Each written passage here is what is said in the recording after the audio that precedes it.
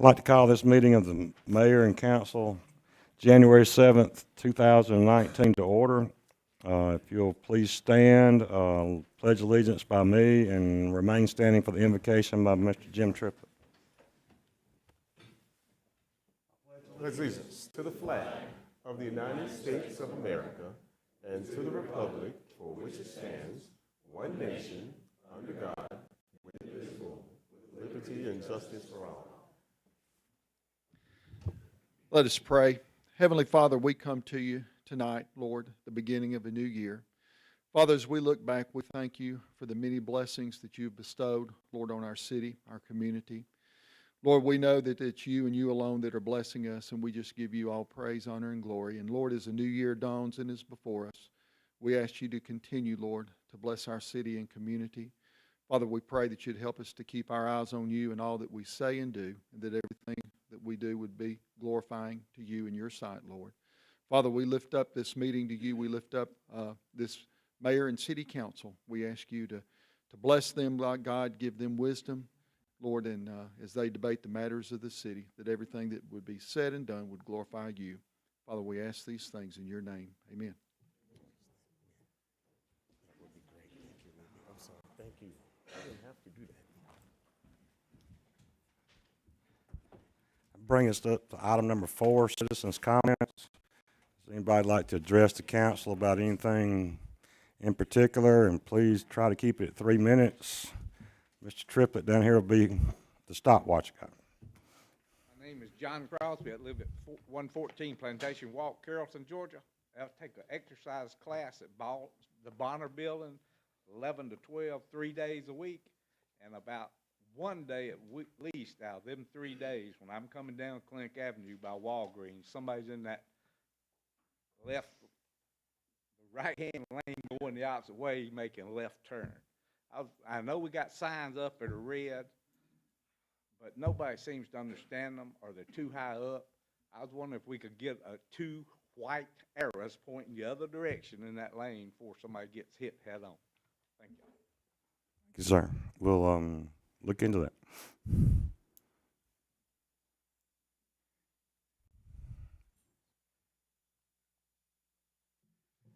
My name's Michael McPherson. I live at 103 Chadwick Place, Villarica, Georgia. I see a few familiar faces up here. Most of you know my wife, City Council in Villarica. I'm here today to address you regarding the animal ordinance that we're trying to get done in the county. About a year and a half ago, Leslie started a focus group to try to get a county-wide ordinances that would be consistent throughout the county regarding animal treatment. And she got this summit because she was receiving several phone calls from some of the people in her ward about animal abuse, where animals were being left out, neglected, in terrible conditions. So the thing is from this, she went out into her ward and started looking around and obviously advising people, would you please, call animal control. They did call animal control, and there was really no enforcement that was done of it, or they would come out and they wouldn't come back again. And I'm trying to be brief, but I do want to get these points across. Just to give you an example, one night one of her constituents called about 9:30 at night, and it was 12 degrees out, and people had already called the animal control, and unfortunately, they came out and did nothing. Well, fortunately, I was able to rescue the dog, and we did that. But since then, there's been no follow-up. If you read a quote from the newspaper, the current animal control person said that all they're interested in is the minimum. And if we start talking about our animals being out and being tethered 24/7, 7 days a week, all year long on these minimum tethers is unacceptable. Also, leaving animals out in 12-degree temperatures like I had to do and go out and try to rescue them, we need a countywide policy. So we're asking that you maybe get a focus group that maybe you can start looking at it, so when it goes to the county commission, when they start to act on it, that you'll look at some of these ordinances and have an idea. The other thing is that I just wanted to show you briefly. I brought a prop to show you about the tethering. So it's, you know, it's one thing to say, oh, you got this poor neglected dog and this, that, and the other, but what I did here is to show you what tethering is. This is our dog, Abby. We rescued her on the side of the road with a bullet in her and her head split open, and that's another, but we rescued her. But there she is. She's about 45 pounds. This is her life. So when I go home tonight and I put her on a tether out in the yard somewhere, this is her life right around in this area here, in their own excrement. When I rescued that one dog that night, it had a chain on it that you pull trucks with, and it was attached. It was attached to the collar by a coat hanger. There's a So, key. it's a pretty abysmal sight. So please get some ideas on this. And when it comes time to meet with the different cities, Leslie couldn't be here tonight because she's in Temple.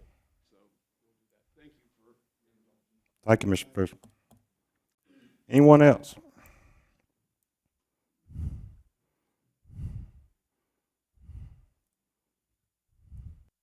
My name's Chris Collins. I live at 116 Griffin Drive, work at University of West Georgia.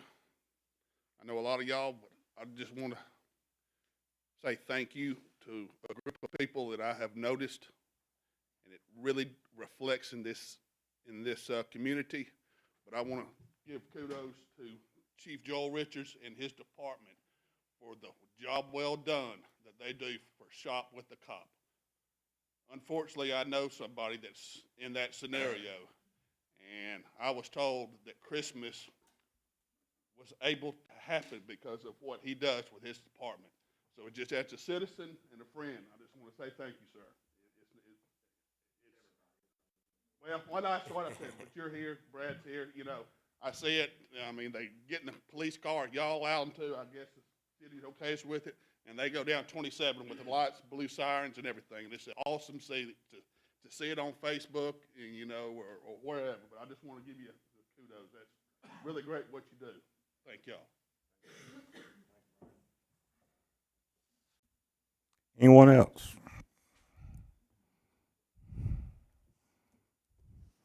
Seeing no.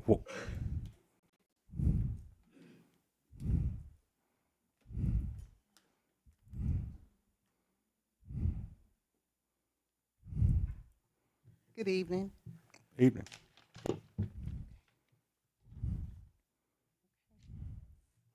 Mayor, to the mayor, councilman. My name is Lori Bell. I stand before the council tonight to make a request from the Martin Luther King Coalition on behalf of the city's 26th annual Martin Luther King Ecumenical Service.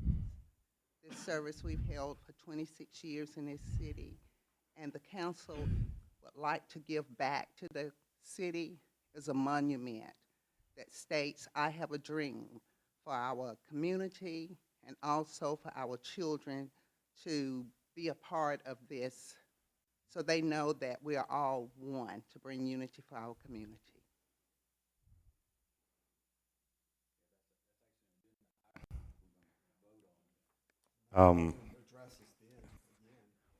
But We'd like you to address this again at that point, if that's Perfect.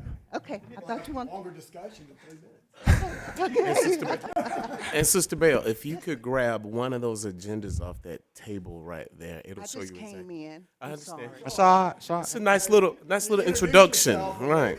We know who you are. That's right. Anyone else? See no one, will move along. Item number 5, minutes. Y'all had a chance to reread the minutes, and anybody want to make a motion that we adopt, accept? Or? I move we approve the minutes from the December 3rd, 2018 meeting. Have a motion. Do I have a second? Any discussion? All in favor of approving the minutes as written, please raise your hand. Thank you very much, gentlemen. Item number 6, mayor and council announcements. Anybody got anything they want to say? Mr. Mayor, I would like to also turn my attention to the Carrollton Police Department, especially Joe Richards, for the construction of new food pantries that have been placed throughout our community and that are giving our citizens the opportunity to instantly give back and to instantly help us fight hunger. I learned this morning that 1 in 8 Americans struggle with hunger in this country. I'm not sure what our numbers are in this county, but I know they're probably going to go down because of good people like Joel.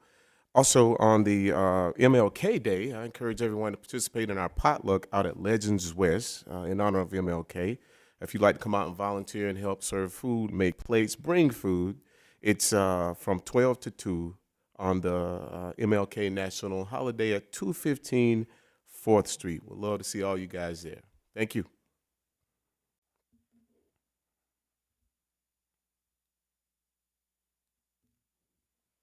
I'd just like to, I got a call earlier today when a member a resident inside the community saw that we're looking at doing some changes in Safari Park, and they were asking to see if we could do a landscape buffer along 27 to help prevent and look at when children get out of their cars at that park.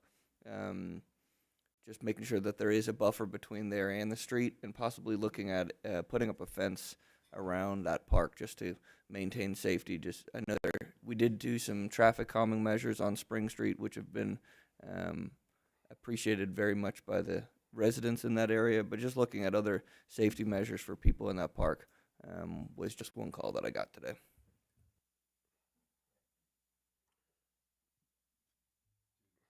Add to that, I also got a call from someone lives on Spring Street, maybe the same person, but that apparently the park, there's certain playground equipment it's in disrepair. I don't know if Tim and Peter, if y'all are aware of that or not, but may want to check it out, make sure it's up to snuff.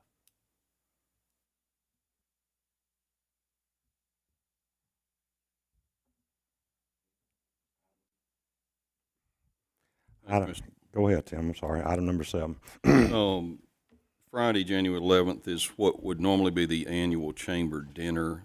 They've changed it to the chamber ceremony. It's going to be heavy hors d'oeuvres, not dinner.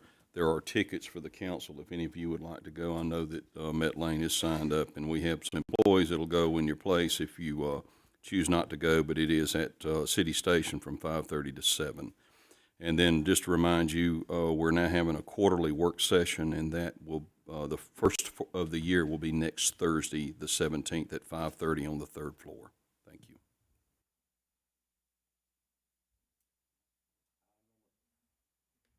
Item number 8, approval of agenda items for consideration. I need a motion to approve the agenda. So moved. I have a motion. Do I have a second? I have a second. Any discussion? Hearing none. Everybody in favor of approving the agenda items as presented, please raise your hand. Motion carries. Thank you, sirs. Item number 1, rezoning, 653 Austin Avenue. Ms. Studdard. Thank you. And the first item on your agenda is a rezoning request at 653 Austin Avenue. This particular property is the site of an existing self-service storage facility. The property is currently zoned C3, making it existing non-conforming, and the property owner would like to add 2 additional buildings for an additional 100 units total. In order to do that, they've got to rezone to C2. The Planning Commission reviewed this request in December, and they recommended approval the approval of the rezoning request from C3 to C2, which is general commercial, with the following conditions. The expansion of the self-service storage in the C2 zoning district must adhere to the supplemental conditions in section 2.04.15 of the UDO, including the landscaping buffers. The vehicle repair shop and self-storage hours of operation should be limited to the hours between dawn until dusk due to the nature of the business being close to residences. Number 3, due to the lot having minimal tree canopy existing, any new construction on the premises will be subject to the general commercial landscaping requirements in 4.07 of the Unified Development Ordinance. Then also a sidewalk along Austin Avenue will be required.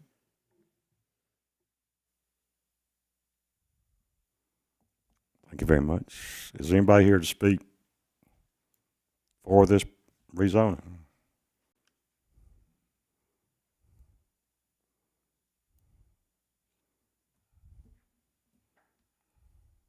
Yes, my name is Tobiam Alcaraz.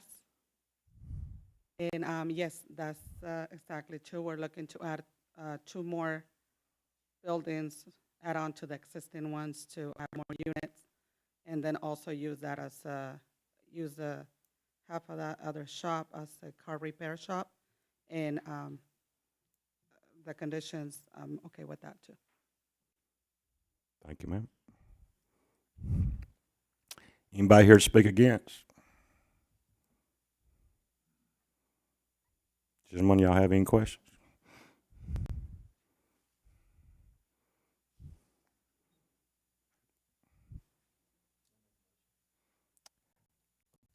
Can we have a motion?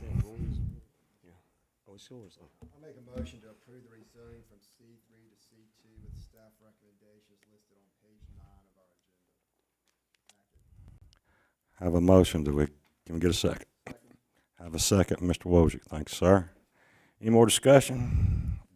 All in favor of approving the rezoning as stated by the Planning Commission with conditions of them, please raise your right hand. Motion carries. Thank you very much. Resolution 01219. Thank you, Mr. Mayor. You have before you a resolution that would amend the fire safety standards for the city of Carrollton. A while back, we passed a change to these standards that required that multifamily construction be made from non-combustible material. The state of Georgia then passed a state law that said we could not prevent builders from using wood as construction material for multifamily. You have before you 2 options, Resolution 012019 or 012019A. 19 would allow the use of wood, but it would have to be non-combustible wood. 19A would allow them to use normal, not fire-resistant wood. In either case, the buildings have to be fully sprinkled. The egress of the buildings have to be a 2-hour fire rated. So frankly, at a staff level, we are fine with 012019A. Our fire department's back here, and they could address that also, but they are fine with eliminating the fire-resistant requirement in the wood and allowing the builders to use normal, plain white lumber as long as it is sprinkled and as long as it's has the 2-hour rating on the egress. So our recommendation is for Resolution 012019A. If you have questions for the fire department, they're here and can answer those. Any questions? And just for clarity, this is henceforth, correct? Like moving forward. That is correct, yes, sir. Okay. I have a motion we adopt. Make a motion we adopt resolution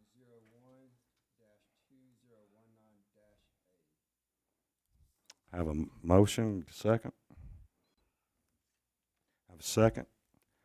Any more discussion? All in favor of approving 02019-19A, going forward on the fire code resistant wood, please raise your hand, yea or nay. Motion carries. Thank you, gentlemen. Chuck, resolution 0222-219.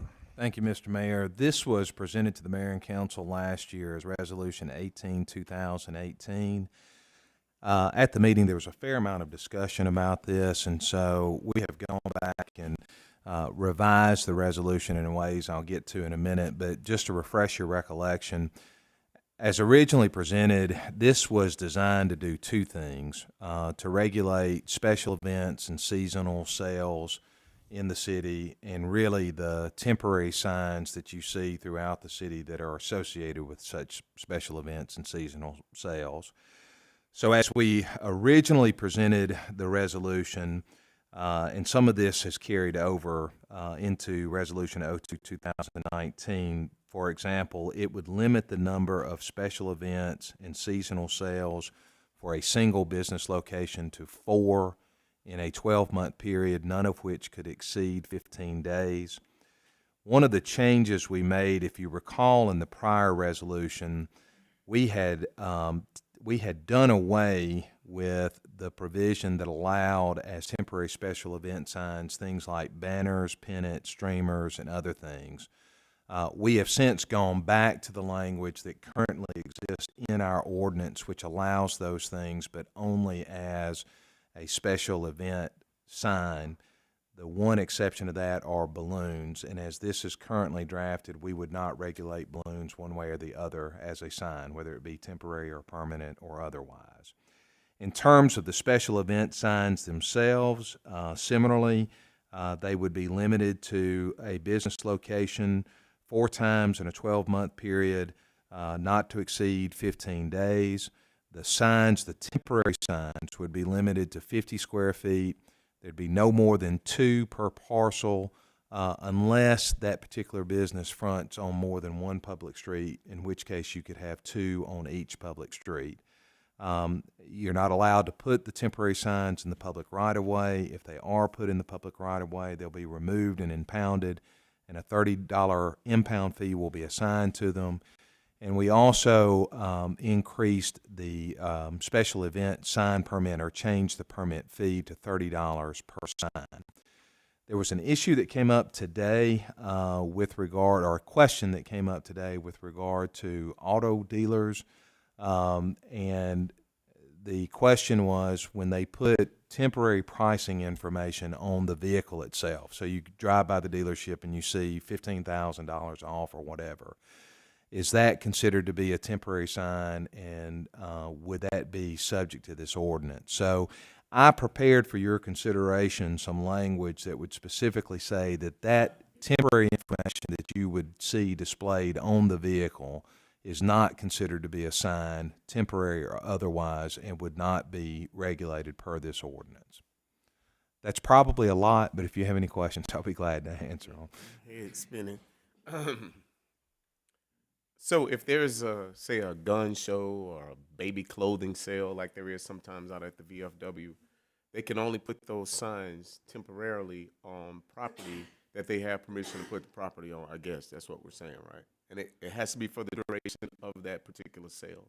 Is that what we're saying? And Erica will correct me if she disagrees with me, but you're not supposed to put signs on another premises to advertise something off premises. I mean, that's considered to be a billboard under our ordinance. So what this would be really designed for is, let's say there's a particular business who's having a seasonal sale, and they want to put up some temporary signage for that seasonal sale.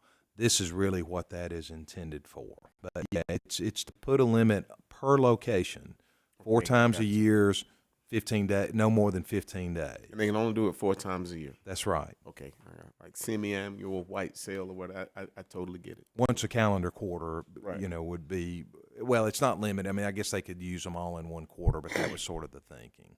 Yeah, I got it. Any more discussion? I'm glad to see that we've come up with a good resolution for this, even with these updated changes. I know it's been something that we've been talking about for quite a long time.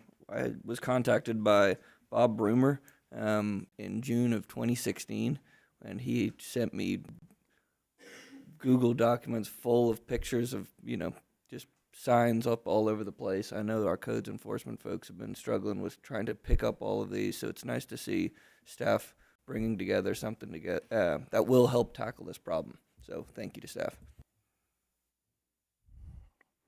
Anyone else? So I have a motion we adopt as. I'd like to make the motion, Mayor, with the change that Chuck mentioned to alleviate the car dealers with the issue of pricing in the windows. So I move that we approve Resolution 02-2019 with the following added as Section 5.04.05 E6, and it states, information related to the pricing, discounts, financing, or incentives offered with respect to the sale of new or used automobiles or trucks that appear on a temporary basis on the windows or bodies of automobiles or trucks or on the storefronts of automobile or truck dealerships shall not be considered a special event sign and shall not otherwise be subject to regulation as a sign. So it's the ordinance as written with that one change. Can I get a second on? Second. Second. Now that we have a first and second, I know it's open for debate and more questions, so just to make sure I understand everything. So Chuck, if you open up a new business in Carrollton and you want to put up your sign, grand opening, you now have to go get a permit from the city. Andre, if we pass this tonight. That's right. If it's a temporary sign, it would be a special event, your grand opening. And you would be limited to 15 days. I went by Big Dave's car wash, and I saw, and I could be wrong. They put out a sign every day, a temporary sign that would carry out, put on their property, it says free car wash with an oil change. So even though they walk the sign up, put it out, and take it up in the evening, they're no longer be allowed to do that. That's correct. For what it's worth, that's where all the complaints were too. We just had a lot of complaints about all these, I call them yard-type signs up and down Maple particularly. So we were trying to regulate that. The charge before, I think, was it $1? Eric, am I right to get? It was just such a small amount, it didn't matter. They could leave them up almost indefinitely. And so, you know, this is where we had loads of complaints with all those, that type of sign up and down Maple particularly. Mm-hmm.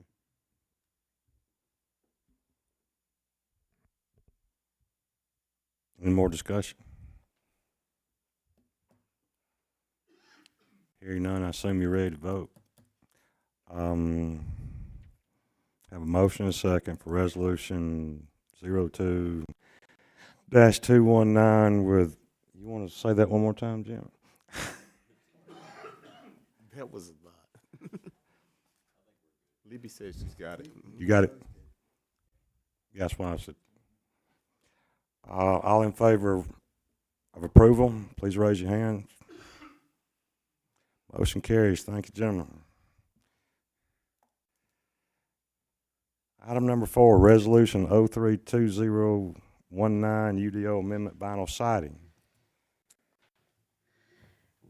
Thank you. The next 3 agenda items that you will see on your agenda this evening were part of a larger resolution that you tabled in November that had a consolidation of some house cleaning items that staff was requesting. And it also had some more substantive things in there that have come up over the last several months. Resolution 03-219 regards vinyl siding. What we've done is what you asked us to do, which was you wanted to vote on them individually. This particular resolution is a proposed amendment to the Unified Development Ordinance that relates to the use of vinyl siding in single-family construction. Currently, the Unified Development Ordinance prohibits vinyl siding in single-family construction, and staff was asked to reconsider this limitation. The attached resolution provides for limited use of this vinyl if it's 44 mils or greater. The Planning Commission actually reviewed this revision as part of that larger ordinance back in October. And so I can't give you a recommendation firmly from the Planning Commission, but I can say that original resolution, they recommended approval without vinyl siding. So I can give you that. If you have any questions, I'm here. So is this for limited use or elimination of vinyl siding altogether? This is for limited use. It's got to be a certain thickness, that 44 mils or greater, which really kind of dictates the quality of what vinyl siding. So, but it will allow the limited use of it, as long as it meets that standard. Eric, I got a question. You mentioned that staff was asked to reconsider this limitation, and where did that come from? Tim Grizzard can answer that. I had requests from builders, and then I had discussions with some of the elected officials about it. I want to make one point. James Shockley's here. He's built either 1 or 2 houses on Cottage Hill in, what is the name of that subdivision, James? It's Cottage Hill Plantation. I don't care whether you approve this or not, but if you decide not to approve it, I need some relief for James. He has built the last 2 lots in that subdivision, and they all have vinyl on the back and sides. And he assumed he could do that, and he has put up at least 1 house. I need to be able to give him some relief. So I don't know where you're going to go on this. I don't know if you're going to allow vinyl or not allow vinyl, but I need, when there's an existing subdivision that's building out that's had vinyl, I need to be able to give James some relief on that, because I hate to have him tear the vinyl off that's there and put up hardy plank or whatever, and that'll be the only homes in the neighborhood with that. So I do request that. Thank you. Any more discussion? Will we hear from anyone in the public? Mayor Hollingsworth? Yes, sir. I don't know the procedure. That's all right. I'm here, Sometimes I get lost too. I'm on short notice. I'm the Assistant Director for Advocacy at the Vinyl Siding Institute, and I am here in support of this amendment, in particular because in Georgia, throughout the state, there are a number of manufacturers that are our members, as well as a number of suppliers in this county, as well as throughout the state, setting aside the substantive quality of siding. I'm happy to answer any questions, but we are here in support of this. We are also working in conjunction with the home builders of Georgia as well as Atlanta in support of passing broader legislation dealing with siding, but I'm happy to answer any questions that you gentlemen might have. We need your name and address and Sure. home address, please. I'm happy to. Would you like me to provide a business We card? need you to read it into Read the it into minutes. Alex Fernandez on behalf of the Vinyl Siding Institute, business address 1201 15th Street Northwest, Washington, D.C. 20005. So, hello. Hi. So, and welcome. So you're saying you are in support of this amendment tonight that we're about to make, or this resolution that we're about to pass the way it is right now, the way it's presented right now, you're in favor of it? I can't speak on behalf of the other sections, but on the section dealing with vinyl only, as written with the amendments proposed, we would be in favor of it, correct? Okay. Okay. And it would provide the relief for your constituent. Anybody else got a question? Yeah, one of my biggest complaints that I've had from folks in the city has been looking at what homes were built, the way they look from the mid-2000, like 2007, right before the crash. And you see a lot of vinyl siding built without any windows, straight down the sides, and it's of lower quality than what this is. What you see in other communities, do you see windows breaking up those walls to help to redefine that? Because I think from an architectural standpoint, that is one of our concerns. So how have you seen that approached in other places? You can. That's 100% aesthetic. It's possible to do it that way. Vinyl siding is generally considered a more affordable type of product, a type of cladding. So some houses are built with it purely on account of cost. But if you go on our website, and I didn't bring any kind of collateral materials, but you can build it the way that you're describing, and there's an entire architectural design around vinyl. So yes, to answer your question, that can be done that way. It's just a matter of what the homeowner wants. And to bring it around full circle, we look at this as a property rights issue. If an individual wants, and as long as the material is quality and safe and approved for usage, our argument would, at least in part, be that they should be allowed to put up a material that is approved in other parts of the state. And Rory, I know in the case of where I live in a garden home, and they are in close proximity. So one side of the home is open, but we don't have vinyl siding, we have hardy plank. One side is open, one side isn't, because the houses are so close together, and we wouldn't want a person next door peering into our window. So it kind of alternates as it goes. So one side is completely hardy plank, and the other side is open window. So I don't know if that helps you out or not. No, but maybe that's the thinking behind some of that. Yeah, and I think I got another question for Erica, I guess. Just thank you for your time. From a looking at how our standards are for windows on siding, I'd ask for staff to look at window glazing and percentage on walls for a recommendation on improvement for that if we do pass this vinyl siding piece. Sure. Currently, we do have, the only standard we have right now is for any wall facing a street, but we do have a standard for that, and it's 20%. So, but yeah, we can look at it for the other walls. Thank you. Any more questions? Yes, sir. Go ahead, Ms. Jones. My name is John Denny. I live on Hayes Mill Road in Carrollton. I got out of the Army in the early 70s, mistakenly thought that I could teach chemistry and physics, and found that that was a very difficult profession to try to build kids. So I shifted to construction. I've been doing it ever since then. I built in the neighborhood of 1,500 dwelling units. I've never done one that I didn't make a mistake on. That's a lot of mistakes to learn from. I've seen all kinds of mistakes, but in regard to vinyl siding, there was a time, maybe 20 or 30 years ago, that they did not use good UV protection and the vinyl would become brittle. That also was a period in which there was no requirement for house wrap, a whole different type of sheathing underneath the vinyl siding. That situation is different now. The vinyl siding has much better UV protection. It lasts a lot better. And of course you require house wrap. I would say if you're going to try to improve the quality of the endurance, you would be much better off to require a heavier house wrap, something like a Tyvek or type system. We're doing that on the library admin building that I'm helping them with. The difference, even on that 6,500 square foot, 6,500 square foot building, the cost is roughly double to use the higher quality house wrap.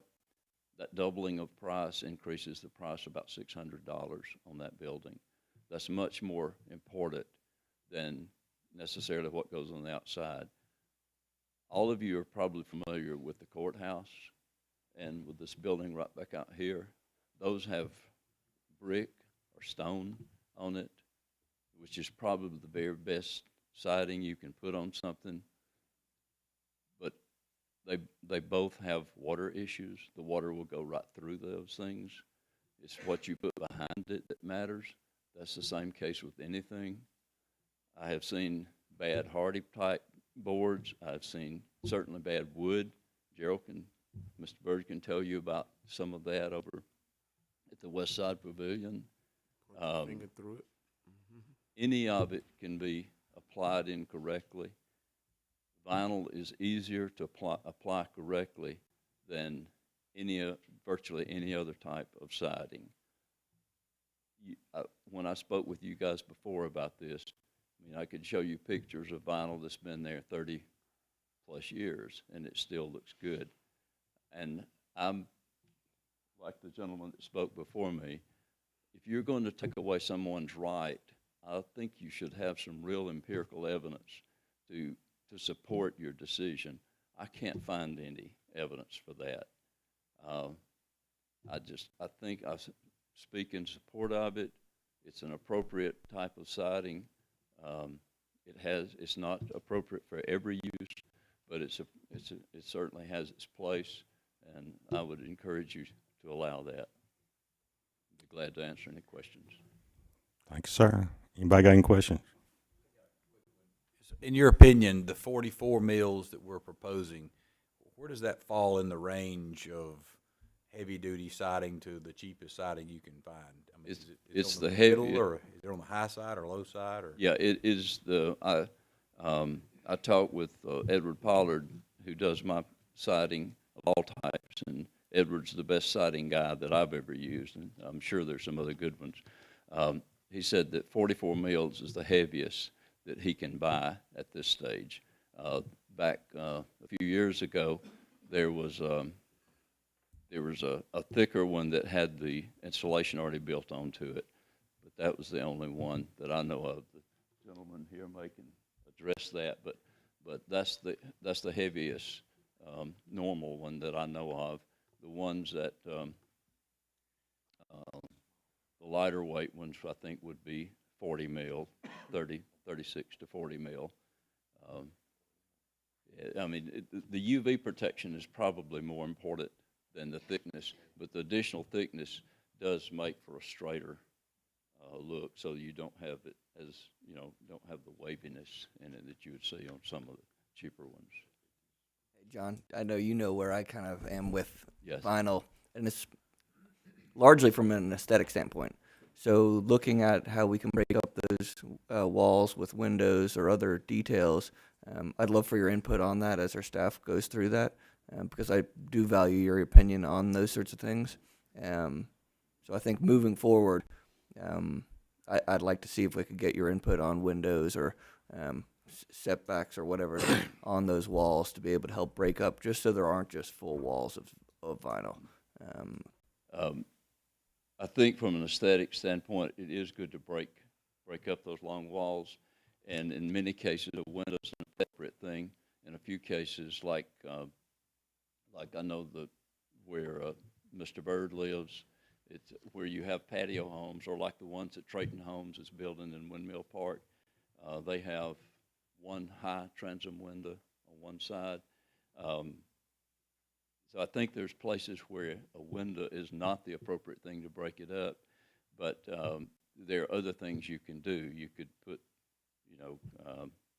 I don't know, I'm sure you could look at a number of different things, but from an aesthetic standpoint, I think it would be good to do something there, even if it's just, have something the size of a window that's a different pattern or something like that. We commonly do that, like in gables, even where on a gable end, if you're spray foaming the entire building, you don't want to put a ventilation there, but we would commonly put something, either change the pattern on the siding or put a fake vent there or something like that to break it up.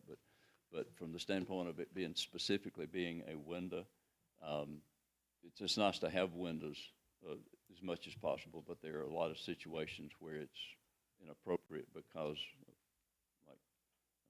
where you're looking out into somebody's private courtyard on the courtyard houses. Thank you. Anyone else? Yeah, I wanted to ask about house wrap. Is house wrap what goes underneath the, I'm trying to understand construction jargon here, but house wrap goes underneath the vinyl siding. Is that what house wrap?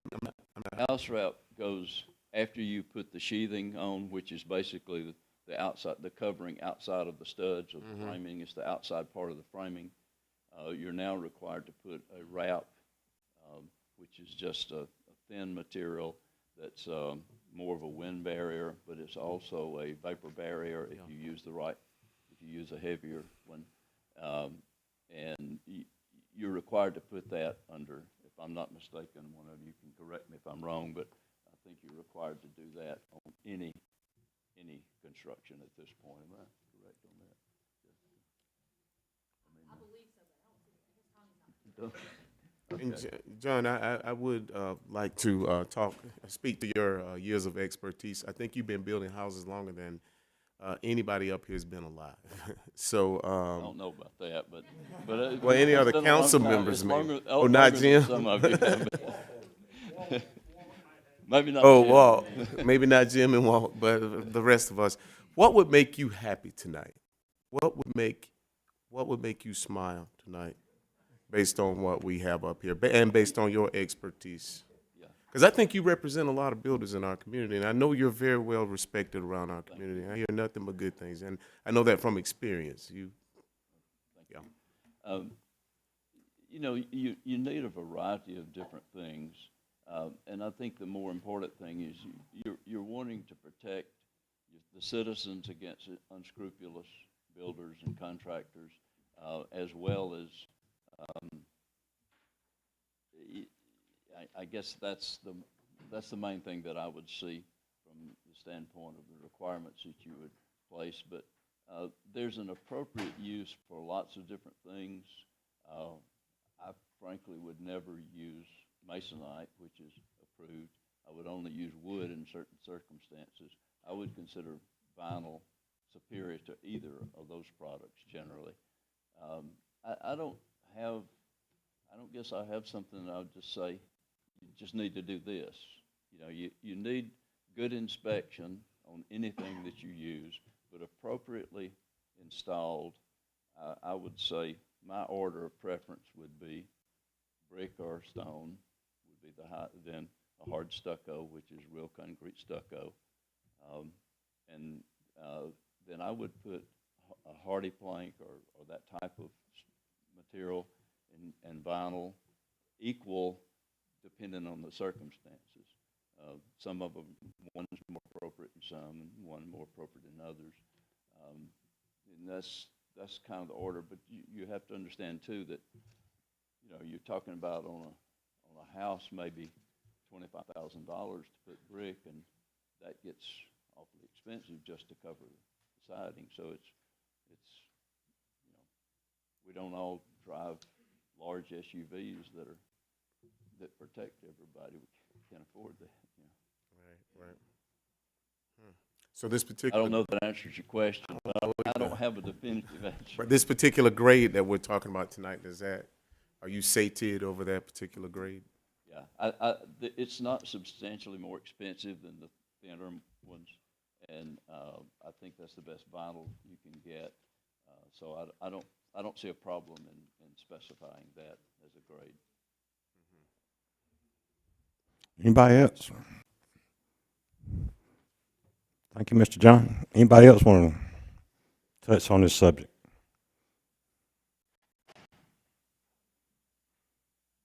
James Shockley. I live on Champion Drive. Like John, I guess I've held many hats. I actually have an engineering degree. Had the fortune of building anywhere from $1 million house all the way down to a $90,000 house. I've always taken the same pride in, no matter what I'm building, is doing it the best that I can do it. You know, when we're talking about brick or hardy plank or vinyl, you know, my personal house has hardy plank on it, rock on it, and brick. But I've seen houses in Oak Mountain Gall that are totally hardy plank and not be installed correctly and had to be taken down and then reinstalled correctly. So I think that when we come down to what kind of product we're using, I think that it really comes down to the craftsman that you're using and, you know, how it's being installed. If you don't install brick right, we've seen what happens with the courthouse. If you don't install hardy plank right, it can leak behind it. Same thing can happen with vinyl. You know, I built well over 100 and something houses, but I flipped well over 200 and something houses when the market crashed. The difference being is what you didn't learn when you were building, you did when you started flipping, because you were taking apart the houses that not one builder built, but probably 200 different builders. So you've seen the mistakes that they made, and then it improved you as you went along. When I went into Cottage Hill, I never intended to break any rule, and I put vinyl siding up. Every house in there is vinyl siding. They had brick fronts and vinyl siding. Some of them are all vinyl siding. On this deal here, I support the 44 mils. It's a good vinyl siding. It will take away the waviness that goes down the side that you see on some of them. But you know, when you're talking about quality, you can take a hardy plank and you can paint it. And if the painter puts too much water in the paint just to get by cheap enough, then you're probably going to have to paint it again in a year. If the seals are not done right, then there's water that's going to get behind it. If they didn't put up the house wrap, then it's going to rot in the wood. You know, that's just my personal opinion on what I've seen on things. I support the new amendment, and that's basically all I have to say. And on the issue of breaking up, you know, a lot of times we do, if we've got a hose side that's vinyl, we'll put a transom window, a 103 transom window that normally goes like in a bathroom. But you got to understand that if you've got a room that is 10 by 12 and it's looking out onto somebody else's yard, you know, like in Gerald's case, I flipped a house in his neighborhood. Those are very garden style. If you've got a window in certain locations, you're going to be looking right in somebody's living room or in somebody's bathroom. So that doesn't work in those situations. But, you know, putting scallops on houses, vinyl scallops, that works. Now, you wouldn't want it down a side, but we put it in eaves and stuff like that. but adding like a transom window down the side does break it up a lot. But that's just my opinion on this, and I appreciate any help. Thank you, Mr. James. Anybody else? Any more questions from the council? Okay, motion.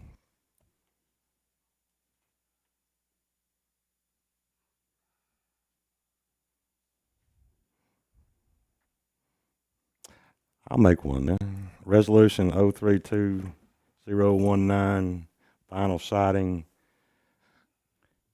that we approve as written in the memorandum. Have a second. Any more discussion? All in favor of approving Resolution 03-219, final siding amendment, please raise your hand. All opposed? Thank you, gentlemen.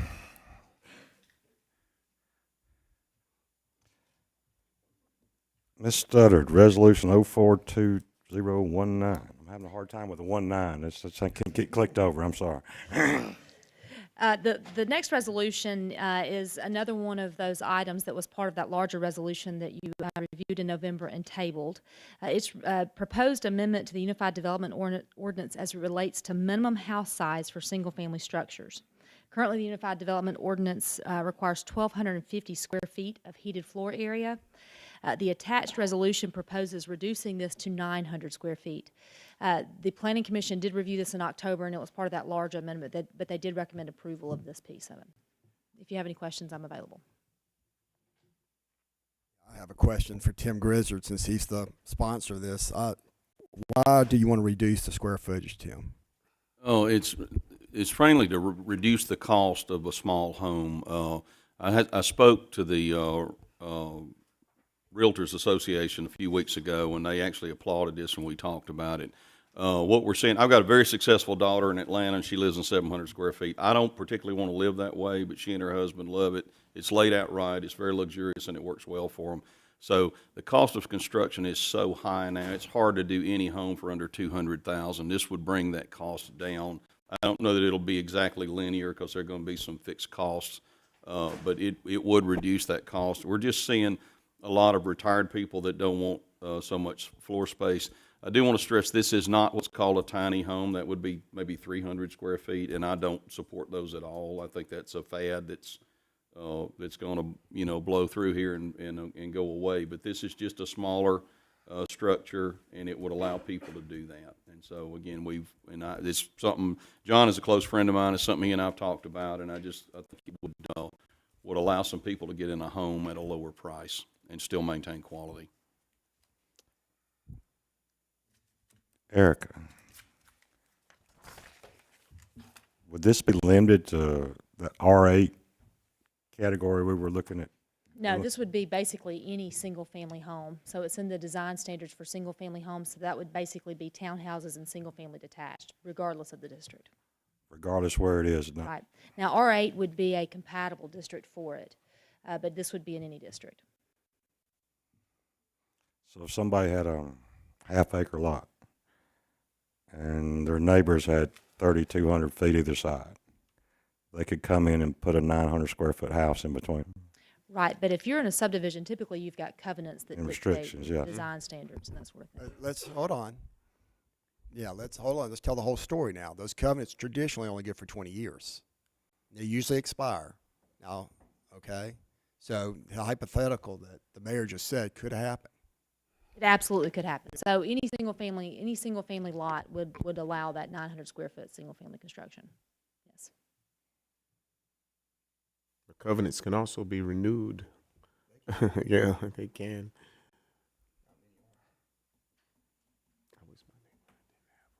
In our downtown area, you see a lot of those 900,000 sort of square foot homes.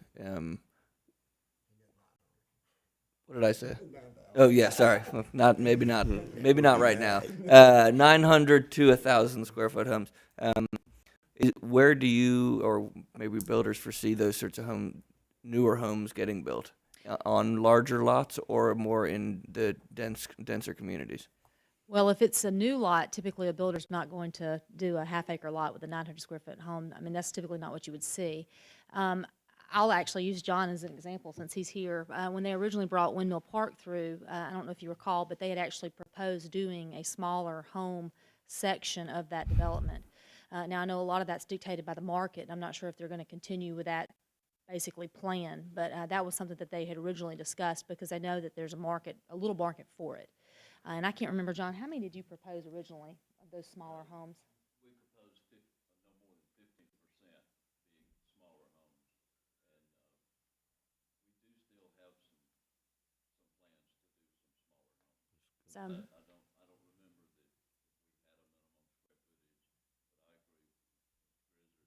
footage, but I agree with Mr. Grizzard that what we have seen in the tiny homes would be that somebody's all excited about it and they put one up, and then even the guy that manufactures them told me that typically what he would see within about a year and a half, they would sell those and go to a little bigger home.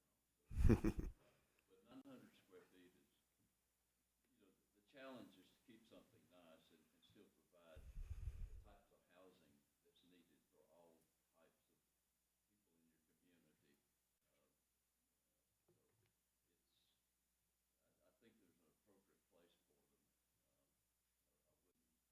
I think there's an appropriate place for them. I wouldn't say you want to unlimited. John, can I ask you a question? I'm sorry. This is an unfair question, but what do you think the cost would be for building a 900 square foot home at today's prices? What would the cost be? Randomly, you think? Well, it's a little more expensive per square foot to build something small than it is something larger.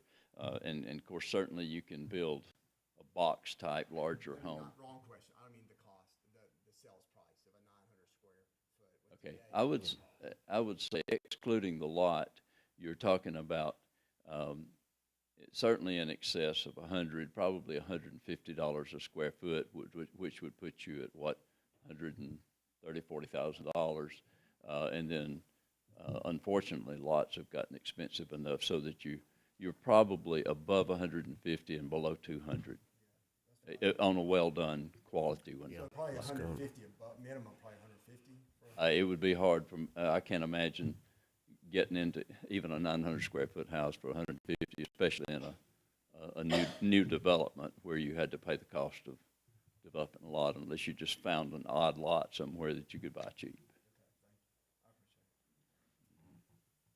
I would say, to me, the more important thing would be to do things that maintain the quality, and of course to try to keep a balance of the types of structures that kind of fit your current demographic needs.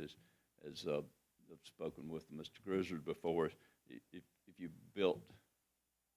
overbuilt with a 900 square foot houses, you're going to invite a different demographic group to your community, and then rather than just providing for the community as it exists and as it grows. Got a question for Gerald. Oh, yes, sir. The three houses that we're proposing to build with the NSP money? Yes, sir. What's the square footage on those? Tim, that might be a better question for you because I can't remember. I'm sorry. Could Walt ask that question one more time? Because I heard half of it, and I only know what you asked because I know what you asked. But could you ask for the audience, if you don't mind, please, one more time? The three houses that we're proposing to build over on Lambert Street with NSP money that we've come back in and adjusted, how many square feet are on those? Okay, Tim.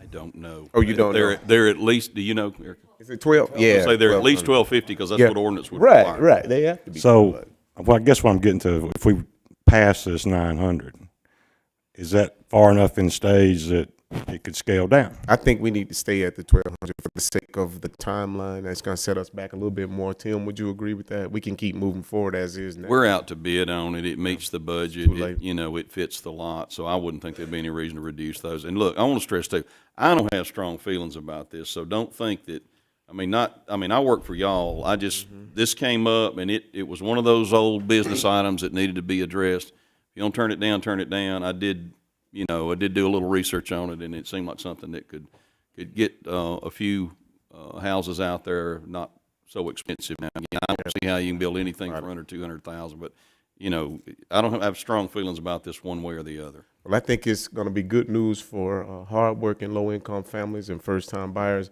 I myself, I live in about 1,500 square feet. That's too much for me. I don't even use all the rooms in my house, so I think it's great. And I know I'm not the only single person out there who lives alone. So I think it's good news for low-income families. Well, How do we address your concerns of, as far as the lot next to a 5,000 square foot house? I think Is that incumbent on the covenant to Well, take care of that? I mean, from what I'm understanding, maybe I'm wrong, but if we pass this, then there's nothing to prevent a builder or a developer coming in and creating quarter lots and putting up 900, creating a subdivision of 100 houses at 900 square feet. Am I right, Chuck? I mean, that hypothetically could happen if we pass this ordinance. What's our smallest single family? Is it R10? Right now, it's R10. Yeah. We're proposing to add an R8, but not put it on the map, so they would have to come to you. They would have to be zoned for it. Okay. So, I mean, they could, let's say that it was, you know, an area that's R20 or whatever. If they wanted to do 4 quarter-acre lots, they'd have to come in and get the rezoning. I mean, that would be one check on it. But yes, in theory, if it was zoned R10, you know, they could do 4 houses or 4 lots per acre, and if this passes, and put 900 square foot houses on them. That'd only be like 10,000 plus square foot per lot, though. From a building on a lot next to a 3,200 square foot house, I'd say the market would help define what what the house next door would actually be, and they probably wouldn't be building a 900 square foot house. It would seem out of place. Right. Well, any more discussion? Have a motion, So, yay or nay? I wanted to. Who made the motion? So do we have a motion? I wanted to second it or read it or. Oh, I move. Yeah, I'm sorry. I move we approve resolution 04-2019 from the current required square footage of 1,250 square feet to, or down to, 900 square feet. I have a motion, do I have a second? I have a second. Any more discussion? Hearing none, all in favor of resolution 04-219, minimum single-family home size from 1,250 to 900 square feet, please raise your hand. Motion carries. Thank you, gentlemen. Ms. Studdard, resolution 05-2019. This is the final resolution that was part of that larger resolution that you reviewed in November. This particular resolution relates to a proposed amendment of the Unified Development Ordinance when it comes to sidewalk widths in both residential and commercial developments. This particular amendment proposes that sidewalk widths for residential developments be 5 feet in width, and then for commercial, 6 feet in width. We just needed some clarification. That's why you're seeing this one. The Planning Commission reviewed this at their October meeting, and this was part of that larger resolution that they made a recommendation for approval on. If you have any questions, I'm available. Erica, what's the national standard for a sidewalk? Is it 5 feet? It actually depends on where you are in the Okay. location. In urban areas, it actually gets even larger than 6 feet. I like it. Yeah, 4's a little tight. 4 is tight. Is that what we have now, 4 feet? Or We got some old 4's, but most of them pretty much gone to 5 or better. It's hard to walk 2 people down side by side on 4 feet. meet somebody and it gets awkward. Yeah, I like a wide sidewalk. That's good. Any more discussion? Anybody got any questions? I want to ask John. John, the sidewalks in your I was out there yesterday looking around. The sidewalks in your subdivision, are those sidewalks or is that, what is that? Like going up the berm and going, what is that? Is that a sidewalk?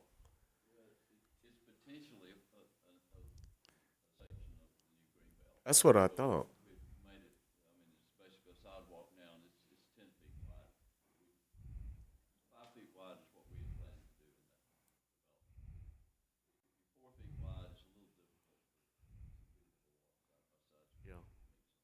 That looks really good. I like that.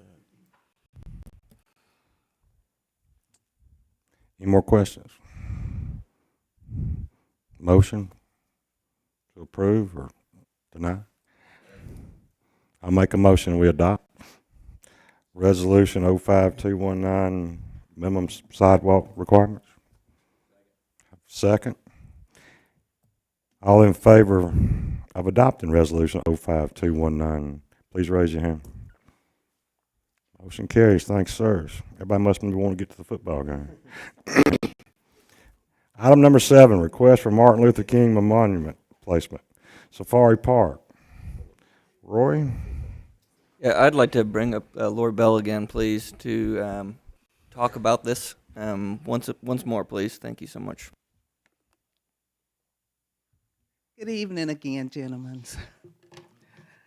Okay, as I said before, my name is Lori Bell. I stand to represent the Martin Luther King Coalition for the City of Carrollton. I've sponsored this service for 26 years for the City of Carrollton. It first started at First Baptist Church on King Street, moved to, and it has grown throughout the years, and I think many of you have attended the services. So throughout the years, I have been contemplating and thinking about things that we can give back to the community. Each year, this service gives back to the community. We've given to the soup kitchen. We've also given to the Boys and Girls Club. We've given to students that have been underachievers and have made great strides in their progress in school. So this year, I wanted the committee to do something special to give back to our community, and that's a monument in honor of Martin Luther King Jr. And this monument is for the city, for everybody to enjoy. So that's what I want to present. That's a great idea. I'm just curious, who's going to pay for it, and what does it look like? How big is it? Do you have a sketch or anything, or has it been designed? It is being designed now. It is going to be paid for by the MLK Coalition, Whosoever Will Christ-Centered Bible Church, and also by sponsors. It's going to be 6 feet. Yes, sir. Can't tell you exactly how many inches, but it's. You have a picture that I sent to you. You don't have you with, and my pad wouldn't work in here, but I can get a picture. It looked like a granite wall, kind of. Yeah, it's a small piece, not too huge, and it's got the "I Have a Dream" quote on it and things of that nature. Is it like a base, and then like Yeah, with yeah, like base, just a large flat- base, exactly, with with the speech, Yep. and then with just his head or a His statue of him? sketches of his face on there, with his quotes on there. It says Martin Luther King Jr. And it looked like a black granite piece, something like Right. that. Yeah. And is it just a gift to the city, or do y'all want to place it in a particular location? The plan is we want to give it to the city. The idea was to place it in Safari Park. I don't mean to make a joke, but we had a gentleman who wanted to give us a train, and he came in here every month for almost a year wanting to give us a train. But that's why And I'm the just purpose curious. The purpose of this monument, there are lots of people, children, adults, that can't afford to go to Washington to see a monument of Martin Luther King Jr., that don't have the transportation to go to Atlanta, to go to Alabama, to actually see a monument of Martin Luther King Jr. And I thought this was a great, personal, from my heart, for our city to have. And I would agree. And I think working with our parks folks, with Kent Johnson about exact location over there would be great. Peter, you too, just to figure out where that would be. But yeah, I love this idea, and I think it'll be a great monument for the city. And I have also spoken with a monument company in our city to get that for me, and she's working on that now. What about base. Is it going to sit on a base? Sit on a base. Or sit on a base. Okay. That's what I mean, people, that's what I'm talking about is vandalism or somebody knocking it over. Is it going to be secured? It's going to be secured. Okay. Yes. I- Yes. I- Yeah. Sister Bell. Sir. Yeah, I like that idea. I think what the council wants to do is see what it looks like first of what Matt just told me just now. But I think this was my initial response to you. I think a playground. I know when I take my kids to the playground, we climb all over everything and act like a bunch of wild animals out there, especially at the safari playground. It's a lot of fun. I think a playground is a great place to put a monument, but I think this particular monument concerns me. I think playgrounds are fun. And they're good. I like to have fun. You know me. But I think we should maybe look to put it in a more, I guess, a more serious place that has a little bit more reverence for what he stood for, maybe even on the grounds of City Hall somewhere. And I think it will become a destination, and people are going to come and want to take pictures in front of it. And if you put it somewhere other than playground, maybe too. And I'm not against putting it in the playground. I think wherever you put it, that's fine. But I'm just seeing kids climbing on this thing, and they could flip and and Met's concerns about vandalism. But maybe we need to think about where we want to put it, a place with a little more reverence than a playground. Because I don't think his dream deserved any. It's not a plaything. It's serious, and it's something that we all and need I agree. to. Absolutely, it's something that we all need to reflect upon. And his dream is not for blacks or whites or anybody else. It's for everybody. And until we realize that, we're going to keep being on that same old treadmill of where we are now. So I think if we put it someplace else, it'll be much more respected than at a playground. Your suggestion? I'm thinking here on the grounds of City Hall, somewhere where it could be more visible, somewhere where it could also be taken more seriously. Those are just my thoughts. Good idea. I just see kids climbing on this. I mean, when I was a kid, I would have climbed and stood on it. And it's not going to be directly inside of the park. You know, where people rent that, what is that, the old city gym? Oh, okay, yes. Ms. Bell, would you be opposed? I mean, I think nobody's opposed to this.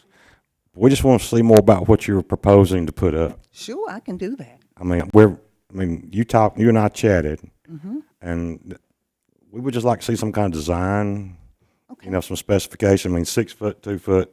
Sure. I can do that. Where it's going to go, to Gerald's point. So we got a lot to talk about here. Yeah. So it's not something I think we need to really be voting on tonight because we just don't have enough information in front of us yet. Okay. We're not trying to, is that anybody's sentiment or? I totally agree. Yeah, I was about to say, as a co-sponsor, I move if you're okay with this, that we table it until the month of, what's the next month? February. And we can look at it again. And if you come back with a more pictorial kind of illustration of what it could possibly, and I know you already have that would, I think, put us a little more at ease, and we can move forward in finding a place for it. So No problem. I think it deserves a very prominent and important place. No problem. Thank you. Thank you. Thank you all for your. Because that's my desire, is that it would be respected. Absolutely. And it's a lesson for our children as well as our community, and a piece of history to be left for our city and our kids as well. Thank you for doing this too. I think you all should be applauded. I mean, yeah. Thank you. Thank you for your time. Thank you for your time, gentlemen. So, Gerald, you want to make a motion? Yes, I make a motion, Mr. Mayor and members of the council, that we table this agenda item. I don't know the item number here. Item 7 on the agenda, the request for a Martin Luther King Jr. monument placement in Safari Park until our February meeting, at which we request the viewing of any supporting documents, including an illustration or rendering of what this monument could look like. No problem. Where we would like to put it. Oh, Thank you for your consideration. We have a motion and a second. All in favor of the table of the motion, please raise your hand. Thank you very much. Thank you. Thank you, Ms. Bell. Item number 8, Mayor Pro Tem appointment. Got your name back there. Thank you, Mr. Mayor. In January of 2016, I believe y'all passed a resolution that stated that you would select the mayor pro tem in January of each year. So it is that time again. Thank you. This time I'd like to open nominations.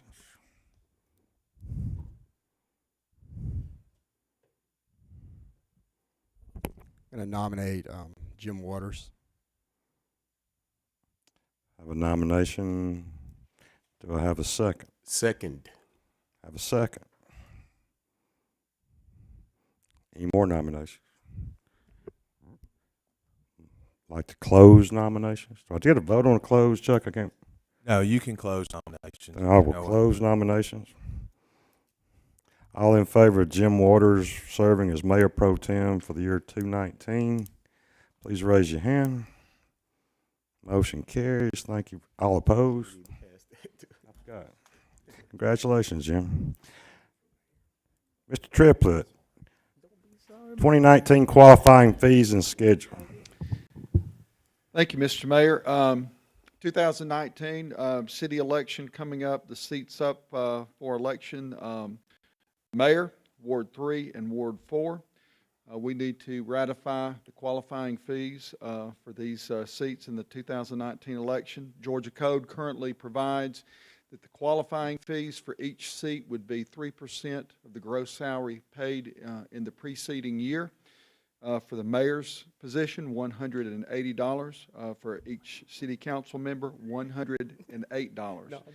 And so with the Carroll County Election Office will be advertising these prior to February 1st, somewhere around January 29th.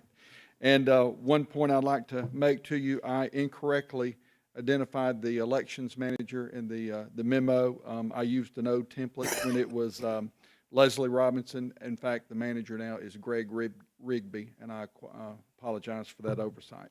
But submit those fees for your ratification. I have a motion. Gentlemen? I got a question. When is the qualifying period? They have not set the exact calendar yet. It will either be probably the last week in August or the first week in September. And as we did it last election, it will be Wednesday, Thursday, and Friday of that respective week. Any more questions? All in favor of, well, we get a motion and a second on this, Chuck, or just a vote? Yeah, I'd do it by motion. Have a motion, we approve the qualifying fees schedule. Motion, I have a second. I have a second. All in favor, please raise your hand. Motion carries. Thank you very much. Item number 10, results of Georgia DOT speed evaluation. Tim. Thank you, Mr. Mayor. Tommy Holland is not here tonight. His sister was operated on today in Atlanta, and I apologize. So I'm not going to have the level of information that he had. We asked Georgia DOT, at the council's request, we asked Georgia DOT to evaluate the speed limits on Cedar Street and the speed limits on the section of Rome that is north of Spring. The section south of Spring toward the square is already 25 miles an hour. The section north of Spring going, again, north is 35 miles an hour. They came back and said this current speed limits are appropriate. We did not take no for an answer, and we went to our traffic consultant, and I apologize, I don't recall his name either, but he's the one that's done all the traffic studies on Bankhead, and had him evaluated also, and he gave us the same answer. So I apologize for not having that report for you tonight. I can make that available to you. I know Mr. Hall has asked to see it. We can post it on the website. We just would like to say this, and y'all heard me use this term before. Traffic is not an intuitively obvious issue, and people think they're speeding when there's not necessarily speeding. I know my own mother is one of the most notorious critics of traffic in Coweta County, and I thank God that she lives over there and not in the city of Carrollton, so I don't have to hear from her. But it's just, it's one of those things where we rarely make anybody happy with traffic issues. If we were to respond to every request and put stop signs everywhere they want and traffic signals everywhere anyone wants and speed bumps anywhere someone wants, they will literally be everywhere. So what we have done as a policy is to hire consultants, or in the case when it needs to be a DOT, have them evaluate it, and we do what the consultant says. That's what we did on Spring. We had Spring from 27 evaluated all the way through Brown, all the way over to Stewart, and we implemented where they recommended those changes. And some people are thrilled, and some people are not happy. But if we don't follow what the consultants say, we will be constantly chasing our tails and putting up measures that may not be appropriate. So that's my spiel on it. I will be glad to get you more data when Tommy is back. Thank you. This is basically just for information. We're not voting on anything on this. I mean, just. No, sir. Again, y'all directed the staff to have this done, and that we have done that. Thank you very much. Is there anything else anybody needs to bring in front of this body? Have a motion, we adjourn. Motion second. Second. Second. This meeting is adjourned.